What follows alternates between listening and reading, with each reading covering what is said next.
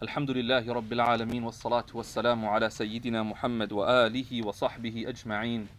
Allahumma allimna ma yanfa'una wa anfa'na bima 'allamtana wa zidna ilman wa 'amalan ya Rabbal Alameen. Amma ba'd. So to pick up from where we left off on that story, so we were mentioning the story of the man who came in the masjid and he began to urinate in the corner. And the Prophet ﷺ told the companions who were about to go and attack him and to like really aggressively stop him, he told them, leave him, leave him. Now my question to you guys is, if that was our times, in our local masjid, what do you think would happen? Yeah. People would start judging him and tell him, why are you doing that here, and calling him out. Yeah, people would start calling him out. Oh, there would be like a ruckus. Absolutely. But it's interesting what you noted at the beginning. You said people would start judging him. I totally agree with you. Can you tell me more about that? I feel like by nature, sometimes we immediately go to the negatives before we think about the positives. Sometimes, and we just think, oh, why is this person doing this? Not thinking that, well, maybe he didn't find any other spot to urinate or do his business, you know what I mean? So sometimes we just go immediately like, oh, he's had bad intention or anything like that. So. Right. You can go home because you just summarized my whole lecture. Like, you know the stuff. Everything I'm about to say now, mashallah, you know it. That's exactly what, yeah. We would assume, number one, probably, that he knows not to do that, right? We would assume like, excuse me, what's wrong with you? Of course you don't urinate in the masjid. That's common sense. That's our first assumption we would probably make.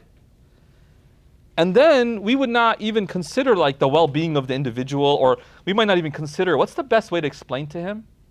We might just lash out, almost publicly humiliate, embarrass the guy. The Prophet ﷺ beautifully, he tells the companions, let him go. Let him do his thing. Right? Now that he started, there's no point in interrupting. Okay. When he's done, the Prophet ﷺ explains to him kindly, this is not what the masjid is for. This is not what the masjid is for. The masjid is a place for prayer and for reciting Quran and the remembrance of Allah, right? I mean, that's profound. The ability to, in the moment, not jump to conclusions. And so as we go ahead in the book that we've been reading on Friday nights, the author's next point he makes is, he says, protect your heart from having a bad opinion of people by the best possible interpretations. Meaning, rather than holding a bad opinion of people, use the best possible interpretations to ensure that you protect your heart. That's interesting. He's saying that your avoiding bad opinions of others is actually for the protection of your own heart. We often think about it more like how it's going to affect the other person, which is actually a valid point.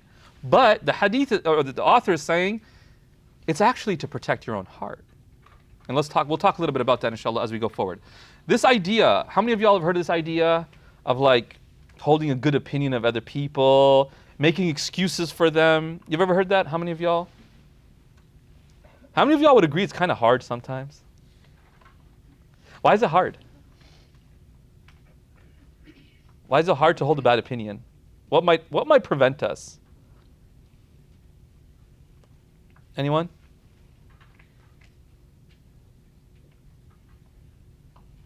Nobody, really? Yeah. Maybe someone's doing it to you, you want to sometimes retaliate and do it back. Right? No, 100%. Sometimes if you're someone's doing it to you, like something negative to you, it's really hard to not see it as really negative. Now, why might someone say, actually, I'm justified in not seeing it in any other way? Yeah. Sometimes it's a matter of our perspective.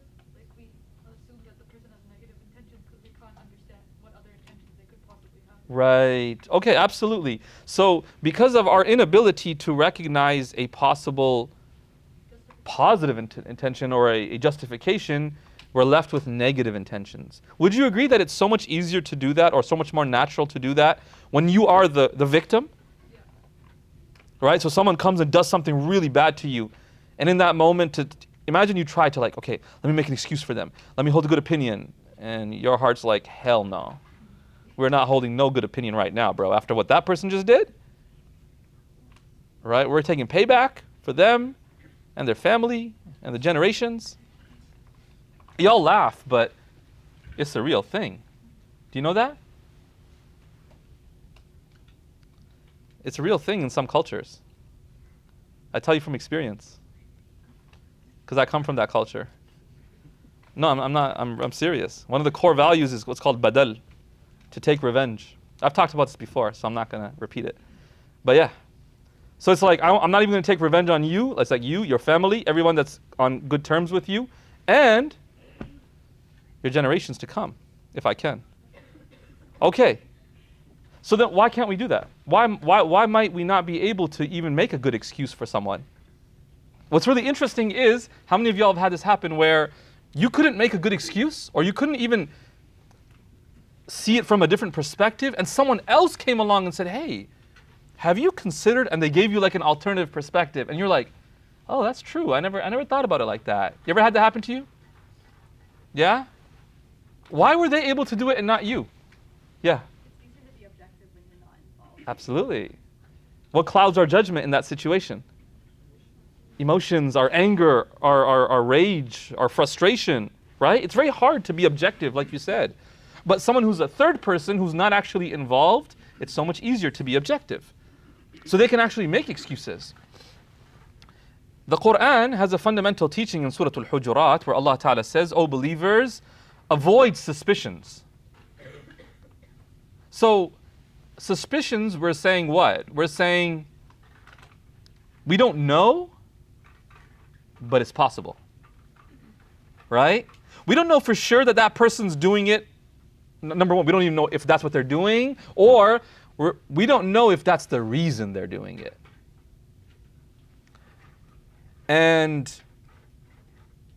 But yet, for some reason, we're opting for the negative. That's suspicion. Right? What I think it's really important to investigate is, why does that happen? Not the fact that it happens. We must develop enough self-awareness to recognize when we're doing that. Like, here's an example. Imagine we're all just sitting here and someone just gets up here in the corner and starts praying. Like, just starts praying, whatever. What might you think? Yeah, anyone? He has a strong mind. Okay. Everyone's like, we're not putting no bad opinions here. No, guys.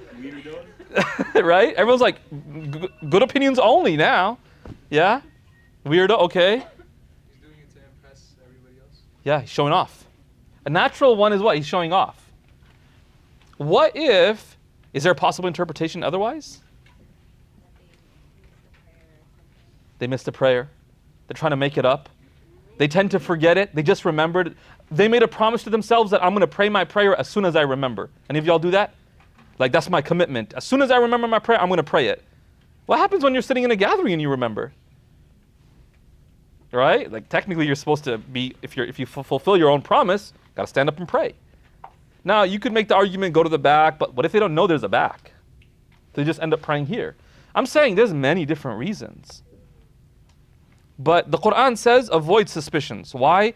Because some suspicions are sinful. Notice it says some. That's a very important point. Because at the end, I want to talk a little bit about what? A common objection here, which is, Shaykh, listen, man, I get you with all your good opinion stuff and making excuses for stuff. But we end up being doormats. People take advantage. People walk all over us. And there we are sitting, making good excuses for people. Right? Y'all ever heard that? Like, at a certain point, you just become naive. And we're going to talk a little bit about that at the end, inshallah. Okay. See, one of the beautiful things about covering up faults is that by covering the faults of others, we are indirectly asking Allah to cover our faults. In the hadith of Abu Hurairah radiallahu anh, he narrated that the Prophet of God sallallahu alayhi wasallam said, لا يستر عبد عبدا في الدنيا إلا ستره الله يوم القيامة.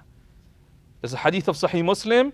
The Prophet, peace and blessings be upon him, said, A servant does not cover the faults of another servant in the world. Meaning, no human covers the faults of another human, except that Allah will cover that human's faults on the day of resurrection. And so what would be a motivation for you to cover somebody's flaws? It's not even always about plausibility. It's a matter of like, I want Allah to cover my sins. Do you understand? Someone made a mistake. Someone did something a little embarrassing. Do you get what I'm saying? Someone did something embarrassing, and what do? You hide it, right? If you need to advise them, you advise them in private. You let them know, hey man, don't do that again. That's not good. I noticed you did this. Try to avoid that. You didn't make a big, a big public display of their mistake. Allah loves that, such that on the day of judgment He'll cover this person's flaws. Imam al-Bayhaqi narrates a narration that's not a hadith, but it's narrated by the great pious, figure from our tradition, Ja'far ibn Muhammad, also known as Ja'far as-Sadiq. May Allah have mercy on him. He said, if you hear something from your brother that you reject, you heard some news like, yo, so-and-so said this or did that. It says, make an excuse for them up to 70 excuses. Make up to 70 excuses for that person. Can you think of 70 excuses, yo? Right? Let's say you see a dude walk out of a club. Can you make 70 excuses? Let's go. Let's see what we can do right now. He's making da'wah. Okay. Right? Yeah. It can depend on who it is. Like if you know him, then you can make a lot of excuses. What if you don't know him? You can't make no excuses? No, if you don't know him, like you might not make a lot of excuses. Okay. But Okay. if you know him, you can make a lot of excuses. That could factor in. I agree. Yeah, go ahead. Directionally challenged. Right, they meant to go into the subway beside it. No, the mosque. Oh. He lost his way. Oh, right. Okay, yeah. That's like really directionally challenged, man. Okay, what you got? He's a police officer. He's a police officer, subhanallah. Now you're just holding a bad opinion of the people in the club. No, I'm joking. I'm just joking. I'm just kidding. Yeah, Muhammad. Trying to complete half his deen. Trying to complete half of his deen. Oh my God. Okay. It is what it is. Yeah. He's going to the washroom. He's going to the washroom. That's the legit one. Yeah. He's picking up a friend. Okay. Yes. Right. Yeah. He's trying to buy water. Okay. Yes. I was going to say he was fasting and he wanted water to break his fast. He was fast. Oh, subhanAllah. Now we're not even like avoiding bad. We're going to good. He was fasting, and that's why he needed the water, right? And he couldn't go to the Starbucks across because that's like, so he had to go to the club, right? Yes. Maybe he knows someone from that club and he asked him for like directions. To Sure. Yeah, he stopped by a friend who's a bartender, like, hey, can you show me the way here? Yeah. Look, here's the thing. How many of you are sitting here going, this is all a bunch of nonsense? This is not even realistic. What excuses are, you know what I mean? We're looking at the plausibility. Do you remember what the author said? He says, come up with interpretations to avoid having a bad opinion of people. Why? It's not because the interpretations are necessarily plausible. It's about protecting your heart. That you don't get into this habit of always assuming the worst of other people. Because we can fall into that habit where we think we are superior and other people are less than us. So something that we would never do, we see it in someone else and we think, yeah, this is terrible. Do you know what that's called in psychology? Anyone know about this? It's called a self-serving attribution. Y'all ever heard of that? This is, it's really interesting because we have to be careful of attributing to others what we would never attribute to ourselves.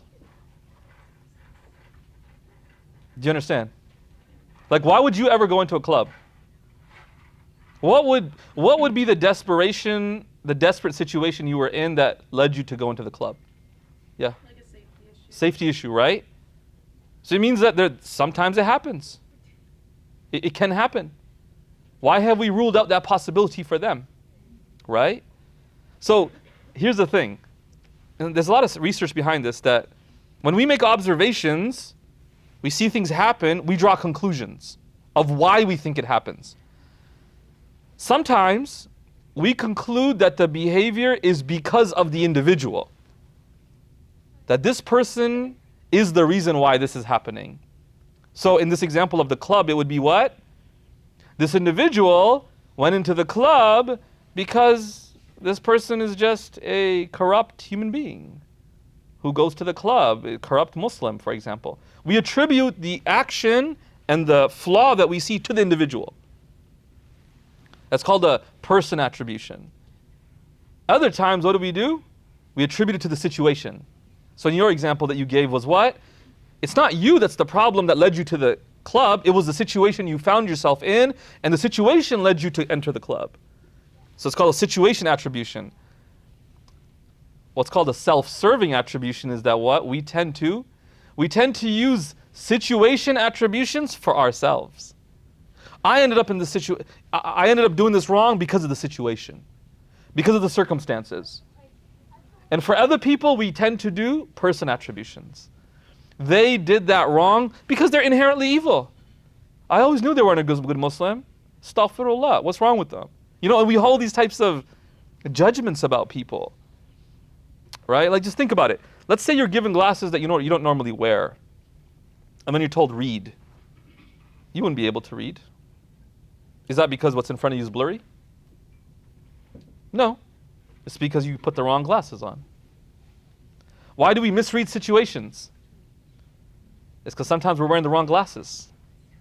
We're wearing the glasses of judgment, of a negative opinion of people. Su'ul dhann is called. There's a really beautiful saying by one of the pious by the name of Hamdun al-Qassar. He said, إِذَا زَلَّ أَخٌ مِّنْ إِخْوَانِكُمْ فَاطْلُبُوا لَهُ سَبْعِينَ عُذْرًا. If a friend from among your friends makes a mistake, make 70 excuses for them. فَإِن لَمْ تَقْبَلْهُ قُلُوبُكُمْ. Think about this. If your hearts are unable to accept these mistakes, or the mistake, or the excuses, he says, if your hearts are unable to accept the excuses, then know that the shortcoming is in yourselves. Why? That 70 excuses came up and you couldn't accept one of them. You understand? That you were able to make 70 excuses and your heart couldn't even accept one of them as a possibility. And he goes, the flaw's in you, man. The flaw's in you. I mean, that's rough, isn't it? The Prophet ﷺ said in a hadith narrated by Imam al-Bukhari and al-Adab al-Mufrad and Imam Abu Dawood and others, أَقِيلُوا ذَوِي الْهَيْئَاتِ عَثَرَاتِهِمْ. Overlook the slips and the mistakes of respected people. What does that mean? If there are people who are dignified and honorable people in our lives, we ought to overlook their flaws. Our parents are dignified people and they make mistakes. And we don't have to embarrass them every time. As a matter of fact, we should never embarrass them. Have you ever seen sometimes in circles where someone mispronounces something and then we just make fun of them for that for like months on end? Do you know what I'm saying? I mean, that's not good. That's an example of trying to hide people's flaws and not reminding them of that. Do you get what I'm saying? And so this is the teaching of our religion. And in situations where we are holding a negative opinion, it can get really negative. It can get to the point where you could fall prey to disbelief. You know that? If you're not careful, you could actually end up in disbelief. There's a hadith from the Prophet ﷺ where he said that when someone says to another person, kafir, oh unbeliever or disbeliever, oh non-Muslim, and basically calls someone as being out of the fold of Islam. The Prophet ﷺ said, then definitely one of the two people is an unbeliever, is a disbeliever. Definitely. Either the one who was called a disbeliever is actually a disbeliever, or if they're not, the one calling them becomes a disbeliever. Do you understand? Why would someone call another Muslim a disbeliever? Oftentimes because of negative opinion. You might do something, right? You might do something, someone sees it, assumes the worst, and then what? Says, oh, astaghfirullah, I heard about this. Yeah, you're gone, man. You're gone. You're out. You got to be careful. That's why the scholars say you don't throw around this label of you're out of the fold of Islam lightly. Like, you don't do that. You have to be extremely careful lest you fall into it, right? Remember, all of this, right, this good opinion that we're talking about here, this good opinion that we hold of others, it isn't so much a reflection of who they are as much as it is a reflection of the purity of our hearts. You understand? When we hold a good opinion of other people, it doesn't tell us so much about who they are. It says more about who we are. There's a hadith that says that the believer is the mirror of another believer. What are you mirroring? What's coming back to you? Maybe what's within you. And so when we see flaws in others, right, it's maybe because of the flaw within us. Do you understand? See, someone who's pure-hearted, subhanAllah, they could see a situation where to the rest of the people, there's like an obvious negative thing that's probably happening, and this individual is totally clueless. Right? They're like, oh, I don't know why this is happening, right? They seem almost naive. They just don't have like a negative opinion. They're like, oh, yeah, I guess. And everyone else is like, man, this is probably what's happening. But that's because of the purity of this person's heart. All right? Okay. Let's come back to this point and then we can wrap up, inshallah. How do you hold a good opinion of people? How do you make excuses for people without being taken advantage of? What do you guys think? Yeah. I feel like you should assume the best, but if it gets too bad or like they start becoming worse because you're making excuses for them, you could like then call them out privately, obviously. So like tell them like, hey, you shouldn't do that. Like I'm Okay. trying to help you, but you're not listening. Right. Okay, so you give them excuses. How many excuses? 70? So like 70 times they get to burn you. No, not like that, like 70 times in your head, but like 3. 3 is the max. Why 3? Because like they had a chance and you excuses for it. They had a second chance and they know what they're doing. Like why not 5? Why not 5? It's like fool me once, shame on you, fool me twice. Yes, let's hear this. What is it? Fool me once, shame on you. Fool me twice, shame on me. Okay, and we'll 3. And then 3 you're gone. Oh, 3 you're gone. Okay. Okay. What do you guys think? So what do you guys do? You guys do like strike 3 like we're playing baseball here? What are we doing, guys? Or maybe strike 3, shame on both of us. Okay. Shame on both of us. Shame on you, your turn, my turn, both turns. Okay. Anyone else? Yeah. I think you maintain boundaries, you're clear about your boundaries, and you communicate that to the other person. Okay. So you set boundaries and then they cross. Immediately do you hold them accountable? Like where's the... It's a subjective call, really. Yes, I'm trying to figure out what the subjects are saying. It's like depends on the situation. What's up? Depends on like scenario, situation, like scoop broad. Okay, depends on situation. I was waiting for that because that's the common one. Let me give you a situation, then you guys can come back. Let's say a business deal, right? Okay, so you hire a freelancer to come in, do some work for you, whatever type of work it is. They say, I'm going to be there this day, this time. They don't show up. No notice, nothing.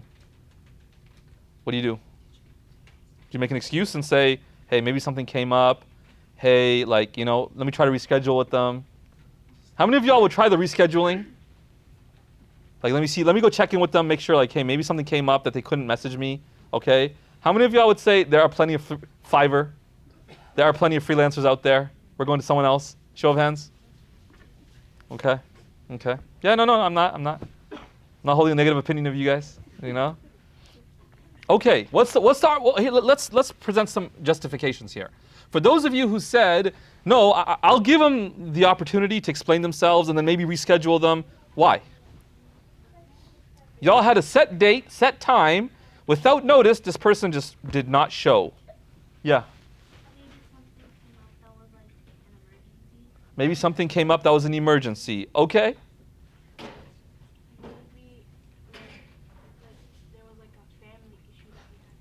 Okay, family emergency that took place, right? Okay, yeah. I feel like most people have already been there before at some point in life, so you're like, what's happened to me for sure can happen to someone else. Right, it happened to me, so maybe it happened to them, right? Like it's happened to me before, so probably happened to them. So like empathy almost, right? Okay. Yeah, I was gonna say it helps to like sympathize with their scenario. Like one day I might be late to work. Like I'd like my boss. Right. Okay. Okay. That makes sense. For those of you who said no, like one time, can you provide explanation for what's going on there? Yeah. Well, if they're a professional, Mm-hmm. that's their job to be there at a certain time, Yeah. at a certain place. Absolutely. Like, and let's say you put a deposit down for their services. Right. You're losing out on your own hard-earned money, and the time that you set out, you probably booked the day off to be there. Yes. And some people can't afford that day off, and then all of a sudden this didn't happen. So you would find somebody more reliable. Right. Absolutely. What's very interesting is, here's the thing, right? What you're going to do is probably go with someone else. But that person could equally do the same thing. And this person that messed up once might actually correct it the second time. Are you actually going for a safer option? Or is it just like, I've had my experience with you, and I don't even know if this is a normal thing for you. It might be a normal thing. So let me just go with someone else who I don't know anything negative about yet. Okay, I see where you're coming from. Yeah? Maybe like they do, like if they make the mistake once, give them another chance. But if they repeat it, maybe you can go to a different way. Okay. So for those of you who said you'd give a second chance, what happens if they repeat it on the second chance? Then what do you do? Now how many people would say, I'd still give them a third? Show of hands. How many people third would say like, okay, second time, I can let it go. I can reschedule with them. No? The hands are less, this time. Right? Can a family emergency only happen once, guys? Can it happen twice? It's rare. It's rare. Also, now we're doing probabilities here, right? Okay, so the first time was like, oh, there's a large probability, but the probability of it happening twice on the exact days that I got this person booked are really low, so I'm not going to give them excuses. Is that what we're doing? Well, without a call, yes. This is like mathematical ethics right here, yo. Probability ethics. MashaAllah. Okay. And so then those of you who you said you'd give a third chance, a few of you said. Okay. Now, if someone, and here's the question. If someone says the very first time this individual does not show up, I am going to hold them accountable. I'm going to let them know that it was wrong. And I'm not going to rebook them. Are they wrong for that? No. How many of y'all would say you feel a little guilty doing that? Like, man, I got to be making excuses for people, and here I am going, coming down hard on them. How many of y'all feel a little guilty doing that? Show of hands. No? The rest of who doesn't feel guilty at all? Let's see. Who doesn't feel guilty at all? Says, yeah, I will shoot it down. No problem. No guilt. Nothing. It is what it is. Nobody? Okay, we got one guy. Yeah, okay. So nobody, I can't even ask you what the justification for that is, because no one's going to do it. Doing it twice, or like The first time. The first time. like cutting the person off, but like not taking your business. Yeah. I think it depends on how they responded the first time. Like if I asked them like, hey, why'd you cut off like communication with me? Like why would you hear? And they were like super distant about it, or like didn't seem like they cared or were sorry about it. Okay. Wouldn't feel guilty at all. But if they were like a little like they were like, oh, I had an emergency. Or whatever, Yeah. I would feel a little guilty. Okay. But you'd even ask, like, what happened? Yeah. And also if I was in a position where like it's not just me, my neck on the line, it's like people above me and they're breathing down on my neck and they're like, you have to do this and like Yeah. it's your job on the line, then I wouldn't feel guilty. 'Cause Okay. it's me, That's very interesting. So it depends on where the pressure is coming from. Okay, very interesting. See, in our religion, remember, it's not a requirement that you keep giving people chances. It's not a requirement. Yes? There's like a hadith of the Prophet not to get bit by this. Exactly. I have that right here. Oh, sorry. No, absolutely. I love it. I love that you brought that. MashaAllah. Same thing right here, right? There's a hadith of the Prophet ﷺ. This is important to balance out the conversation. He said the believer is not stung from the same place twice. Meaning you're meant to learn from your mistakes. You're meant to examine the situation. Wait, did I check the ratings of this person? Maybe I didn't check the ratings. Maybe I didn't read the reviews. Maybe next time I should do that. Right? Maybe next time I should ask around if there's someone in our community that people know and can vouch for, rather than going straight for the cheaper option online or something. Right? You are not required to put yourself in a position where you will be taken advantage of. Our religion is not one that promotes being naive.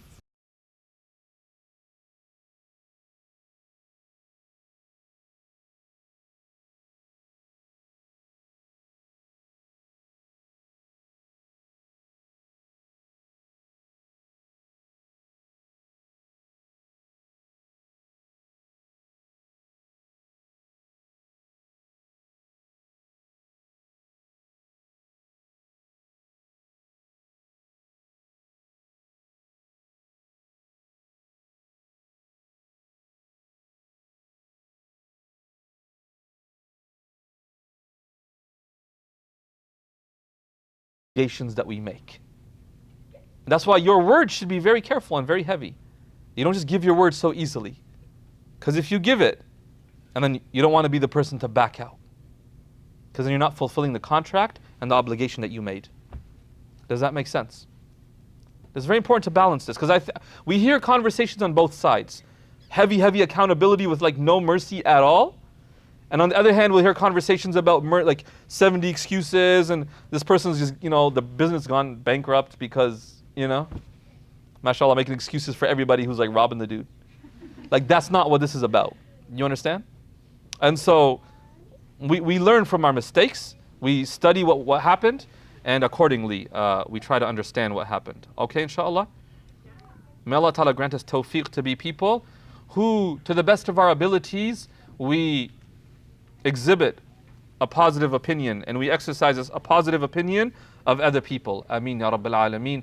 May He protect us from unnecessarily holding negative opinions of others. May He grant us the purity of heart, that we can see the good in others and that we avoid a negative opinion that would cause our hearts to be impure.